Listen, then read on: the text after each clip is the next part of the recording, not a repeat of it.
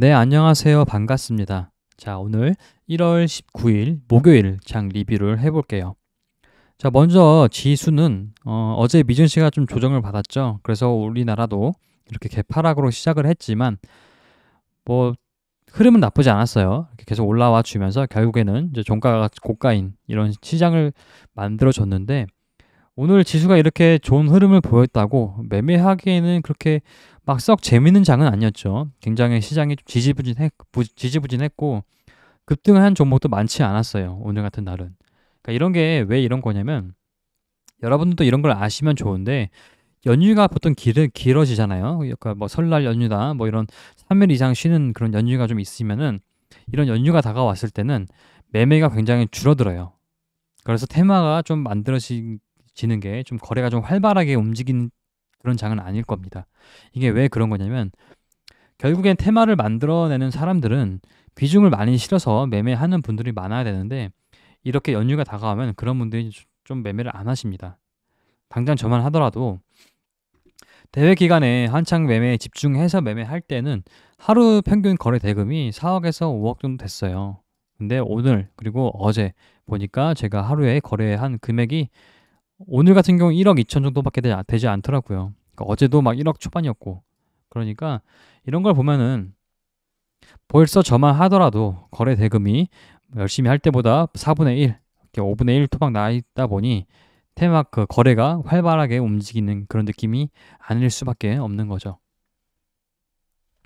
자, 먼저 공부한 것을 봐볼게요. 공부한 걸 보자면 요즘에 되게 뉴스가 딱히 크게 재밌는 건 없어요. 이걸 보면은 이렇게 개별주 느낌이 나는 게 하나 있었고, 그리고 보면 리오프닝 얘기는 계속 나오죠. 이런 리오프닝 같은 경우에는 제가 뭐 2주 전부터인가요? 계속 1월 초부터 말씀드렸죠. 리오프닝 계속 봐야 된다. 그래서 아마 이번 달 리오프닝만 매매했어도 굉장히 계좌가 좀 따뜻해졌을 그런 달이 아닌가라고 생각이 들어요.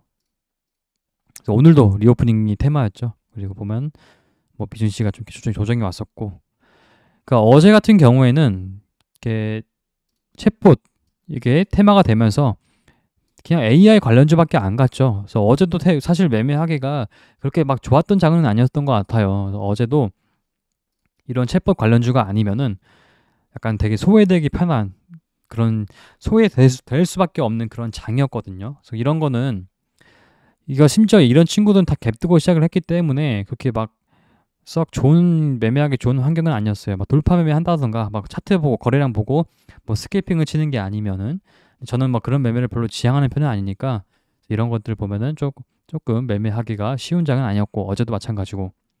그래서 뭐 오늘 매매한 것을 보여드리자면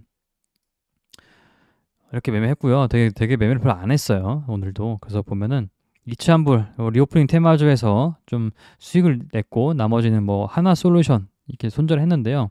하나솔루션을 매매한 이유가 뭐냐면 아침에 뭐 대명에너지 그리고 뭐 OCI 대명에너지도 갭뜨고 시작을 했죠. 이때 갭뜨고 시작을 했고 그러면 수급이 좀 잘 들어온 편이고요.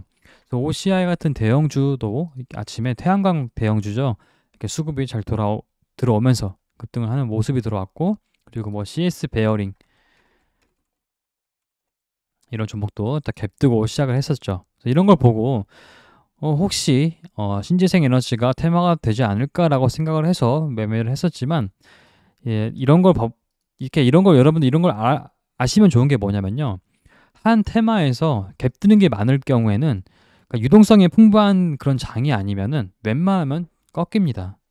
그래서 저도 이렇게 하나솔루션 좀 약간 시총도 있고 좀 비중도 실을 수 있는 종목이다 보니까 조금 사봤다가 약간 간보기용으로 좀 사봤다가 너무 갭뜬 게 많고 하니까 에이 그냥 못 가겠다라고 생각해서 빨리 자른 모습이죠. 빨리 잘랐어요. 빨리 잘랐고 그다음 리오프닝 같은 경우에는 제가 정말 아쉬운 거는 청담글로벌 오늘 엄청 갔죠. 이 친구가 4%까지 빠졌다가 무려 15% 가까이 올랐는데 제가 평소에 리오프닝 같은 관련주를 매매할 때 얘를 매매해요. 며칠 전부터 계속 리오프닝 관련주 매매한 걸 여러분들 보여드렸으면 다 얘를 매매했던 걸 보셨을 거예요. 이게 제가 이걸 좋아하는 이유가 얘가 호가가 좀 두꺼워서 그래요. 그러니까 리오프닝 관련주에서 테마주가 될 만한 애들 중에서는 얘가 가장 호가가 두껍고 좀 움직임도 좀 화끈하게 움직여주는 편이고, 그래서 얘를 되게 좋아하는 편이었는데, 자, 오늘은 제가 왜 이치한불 매매를 했냐. 일단 전반적으로 매매를 어제부터 별로 하지 않고 있어요. 그러니까 연휴가 다가오니까 저도 좀 편하게 좀 릴렉스하면서 시장을 바라보고 있고, 막 굳이 막 치열하게 매매를 하고 싶지 않더라고요. 그리고 이런 날에 이렇게 유동성이 막 죽고 이런 날에 열심히 매매하면은 계좌가 오히려 힘들어져요. 그러니까 이런 날에 좀 릴렉스하면서 매매를 하는 것도 일종의 노하우인데, 오늘 같은 날에는 이제 이치한별 같은 경우에는 어제 산 거거든요. 종가에 샀다가 오늘 들고 와서 여기서 좀 매도를 한 거고요. 이 청단글로벌 제가 왜 매매를 하지 않았냐. 자, 첫 번째로 이 친구가 아침에 4% 갭 빠지더라고요. 이렇게 쭉 빠지더라고요. 그래서 이걸 보면서 든 생각이 뭐냐면 너무 쉬워 보였어요. 그러니까 오히려 이렇게 빠져주니까 너무 기회 같아 보이잖아요. 어차피 리오프닝 이슈도 남아있고, 어차피 내일 되면 또 오잖아요. 그 일정이.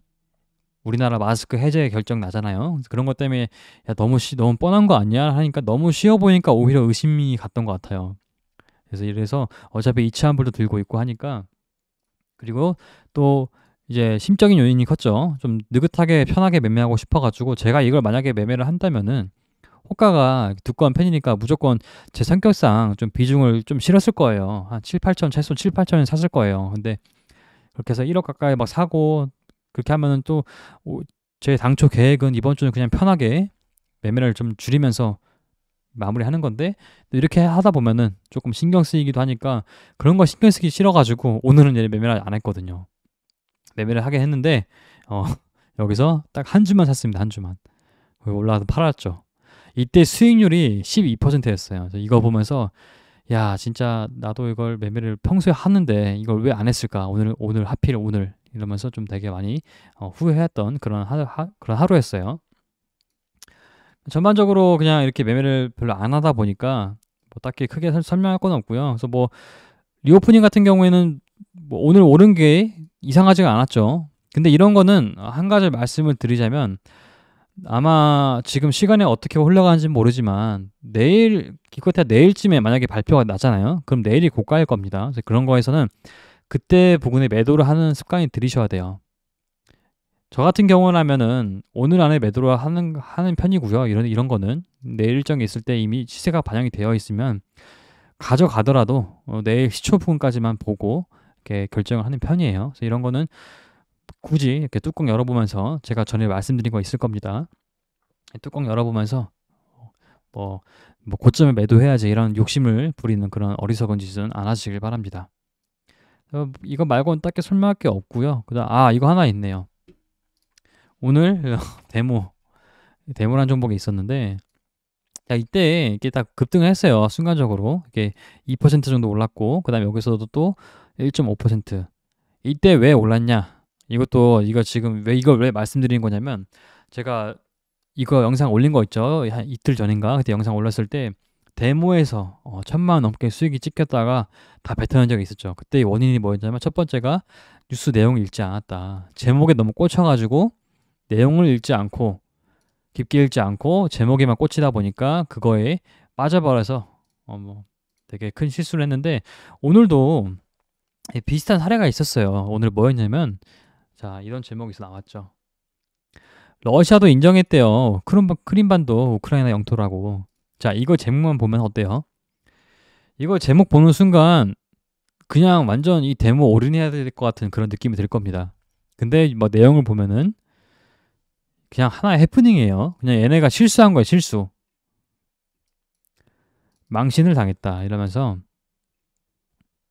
얘네가 이제 실수로 한 거예요. 그러니까 이런 것도 보시면 알겠게 뭘 지금 제가 얘기를 하고 싶냐면, 항상 뉴스 제목에 낚이지 말아야 돼요. 그러니까 요즘에 보면은 뉴스를 되게 자극적으로 쓰거든요, 제목을. 그래서 이런 것도 제가 이제 어제처럼 제목이나 이런 거 보고 그냥 대충 보고 이렇게 질렀다면은 아마 이쯤에서 물렸겠죠. 이런 건 제가 바로 봐가지고 살 수도 없어요. 요즘에 정보가 워낙 빠르기 때문에 사람들이, 보통 이런 걸 제가 봤을 때면 대부분 주가가 이렇게 올라 있어요. 그럼 이 상황에서 여기서 매수를 했다면은 여기서 또 빠져겠죠. 그러면 또 3% 수익 손실 볼 수 있겠고. 만약에 제가 또 제목에 혹해가지고 비중을 되게 많이 실었다면 그냥 나 혼자 완전 바보 되는 거죠. 손실도 커지고. 그래서 이런 걸 역시나 한 번 더 여러분들 상기시키라고 한 번 더 말씀을 드리는 거예요. 특히 전업하시는 분들은 이런 건 되게 당하기 쉽거든요. 항상 뉴스는 봤을 때 제목을 보고 정말 강하다 싶으면 일단 사봐요. 저도 사보는데 비중을 많이 싫진 않아요. 처음부터 바로. 사본 다음에 그 다음 뉴스 내용 읽어보고 야 이거 뭐 찌라시네 아니다 뭐 이런 생각이 좀 들면은 그냥 빨리 매도하고 그런 편입니다.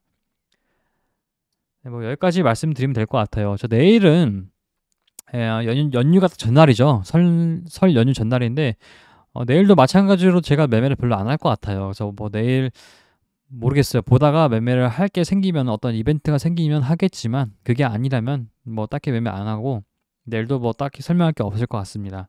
그래서 미리 설 연휴 잘 보내시라고 인사를 드리는 겁니다.